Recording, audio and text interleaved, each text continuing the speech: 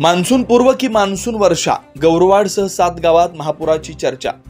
गेले 10-12 दिवस धोधो कोसळणाऱ्या मान्सून पूर्व पावसामुळे शिरूर तालुक्यातील कृष्णा नदीच्या पाणी पातळीत झपाट्याने वाढ होते।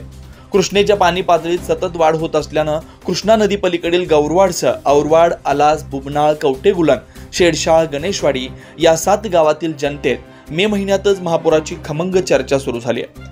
गेले 10-12 दिवस मान्सून पूर्व पावसाने दररोज दिवस रात्र जोरदार हजेरी लावली आहे। एखाद्या दिवशी दिवसभर पाऊस थांबला तर सायंकाळ नंतर धुवाधार हजेरी लावतो, दिवसभराची कसर भरून काढतो। मे महिन्यात असा पाऊस कधीच झाला नाही असं वयस्कर लोकांचं म्हणणं आहे। पावसामुळे शिरूर तालुक्यात कृष्णेच्या पाणी पातळीत गेल्या 5-6 दिवसापासून दररोज कधी फूट 2 फूट तर कधी 3.5 फूट ते 4 फुटानं सतत वाढ होत राहिली आहे। धरणातून कोणत्याही प्रकारचा विसर्ग नसताना फक्त पावसाच्या पाण्याने शिरूर तालुक्यात कृष्णा नदीचं पाणी सध्या पात्राबाहेर पडलंय। मे महिन्याच्या मध्यावरच कृष्णा नदीचं पाणी पात्राबाहेर पडल्यानं 7 गावातील ग्रामस्थांमधून आश्चर्य व्यक्त करण्यात येत आहे। येथील वयस्कर व्यक्तींच्या मते त्यांच्या 70-80 वर्षाच्या कार्यकाळात मे महिन्यात कृष्णा नदीचं पाणी कधीच पात्राबाहेर पडलेलं नाही, पाहिलेलं नाही। तसेच मे महिन्यात असा धोधो पाऊसही कधी पाहिला नाही।